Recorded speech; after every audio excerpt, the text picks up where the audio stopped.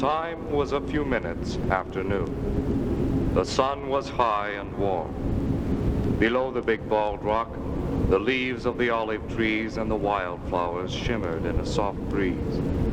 Coveys of little swifts darted across the rock and down into the garden below, there to peck for food and to keep a wary eye on man. At the first murmur from the crowd, they took flight. The executioner laid the crossbeam behind Jesus and brought him to the ground quickly by grasping his arm and pulling him backward.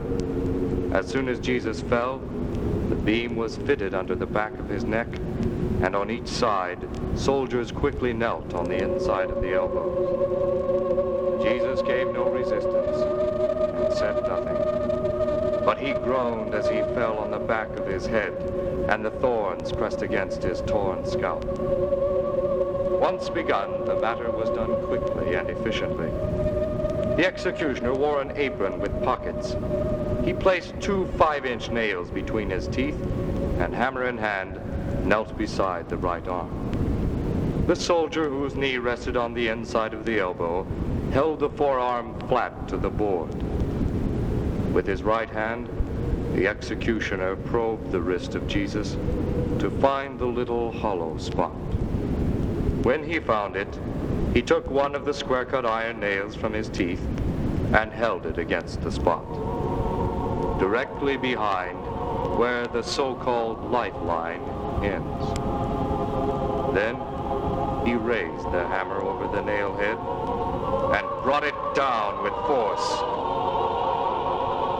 At the foot of the hill, John held Mary's head against his bosom, both to comfort her and so that she could not see. Among the spectators, many turned away. Some cried, some prayed aloud. Some walked away toward the Geneth gate. The executioner jumped across the body to the other wrist. As soon as he was satisfied that the condemned man could not, in struggling, pull himself loose and perhaps fall forward off the cross, he brought both of his arms upward rapidly. This was the signal to lift the crossbeam. 2 soldiers grabbed each side of the crossbeam and lifted. As they pulled up, they dragged Jesus by the wrists. With every breath, he groaned. When the soldiers reached the upright, the 4 of them began to lift the crossbeam higher until the feet of Jesus were off the ground. The body must have writhed with pain. The 4 men pushed upward until the mortise hole was over the upright. The 2 thieves who had been watching turned away. The silent one found his voice again and began to pray in murmurs. The other one cried and appealed to the 4 guards around him that this was all a mistake as far as he was concerned.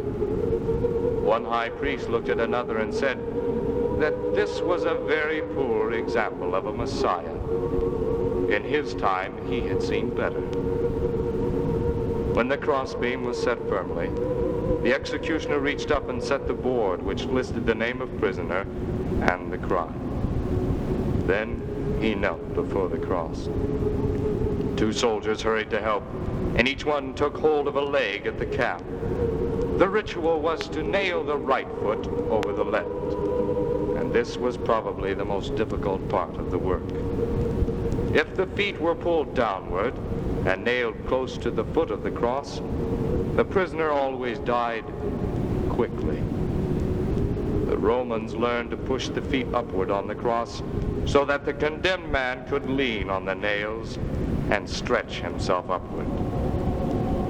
Jesus was crucified. He faced the holy city for the last time. To the watching crowd in front, death appeared to come slowly astride the shoulders of fatigue. The 4 wounds in themselves were not fatal, but the constant pain forced the dying men to move in agony.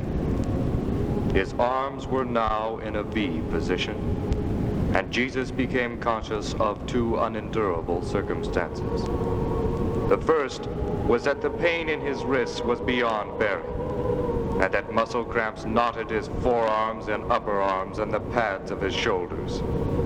The second was that his pectoral muscles at the sides of his chest were momentarily paralyzed. This induced in him an involuntary panic, for he found that while he could draw air into his lungs, he was powerless to exhale.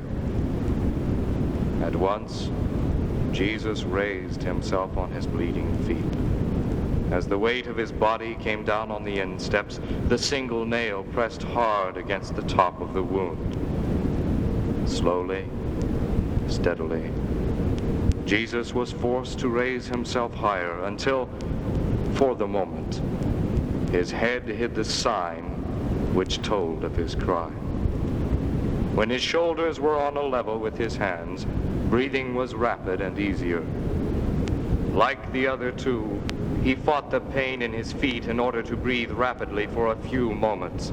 Then, unable to bear the pain below, which cramped legs and thighs and wrung moans from the strongest, he let his torso sag lower and lower, and his knees projected a little at a time until, with a deep sigh, he felt himself to be hanging by the wrists.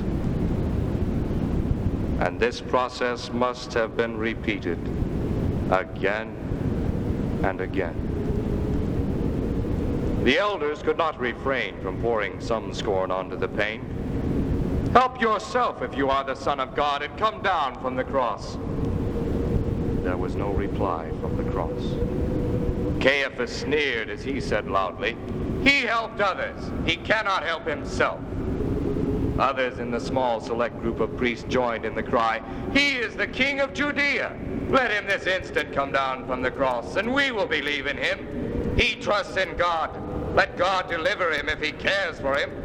Did he not say, 'I am the Son of God'?"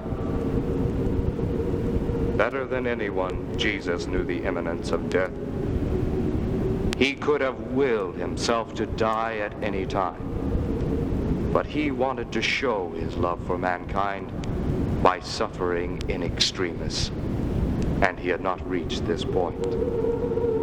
In severe and unremitting pain, it required a strong will to keep from dying. Jesus drew himself up on the cross so that he could speak. He clenched his teeth against the pain until his knees were straight again and he could breathe. Then, in an economy of words, he said, "Mother, behold your son." And Mary looked at John. Jesus looked steadily at John and said, "Son, behold your mother." John the Apostle fastened his arm around Mary a little tighter. He looked up into the eyes of his Messiah and nodded. He understood. They turned and walked back to the others. This was a tragic moment for the Son of Man. He watched the back of his mother, her head covered with the cornered veil which hung down to the waist, as she retreated from him with the arm of John where he wished his could be.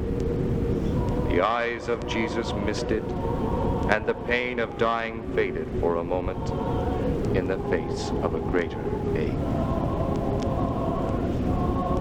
The Galilean was close to death. For a time he hung down, and the vision of his loved ones in the wall of the city and the high priest dimmed before his eyes. The dusk deepened, and Jesus felt the chill shock of the imminence of death.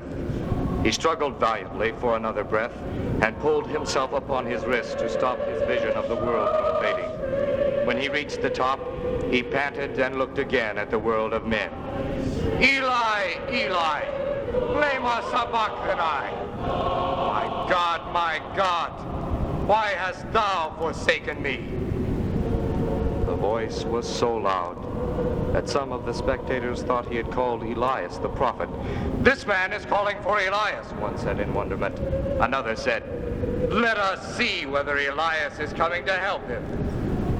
But Jesus had not called the prophet. He had called his Father. And in his agony, which had not reached the point where the human nervous system will refuse to accept more and short-circuits itself into unconsciousness, Jesus prayed these words of the psalm. Now, at the end, Jesus again pulled himself up to the top of his cross. Again he spoke. Father, into your hands I commit my spirit. One of the soldiers came around to the front of the cross to take another look. Then he went back and lay down on the rock. From Jesus' lungs came a final cry. It is finished. The body sagged on the cross. Jesus willed himself to die. A sound went through the air as though a herd of animals had stampeded underground. A fresh breeze expelled its brief breath on the wildflowers. The earth trembled, and a small crack fissured the earth from the west toward the east, and split the big rock of execution, and went across the road and through the gate of Jerusalem, and across the town and through the temple. And it split the big inner veil of the temple from the top to the bottom, and went east, and rocked the big wall, and split the tombs in the cemetery outside the walls, and shook the Cedron, and went on to the Dead Sea, leaving fissures in the earth, the rocks, and across mountains. The centurion and some of the soldiers jumped to their feet in alarm. They came to the front of the cross and looked at him and at the darkened sky and the crack across the big rock. The centurion bowed his head. Assuredly, he said to the others, this man was the Son of God.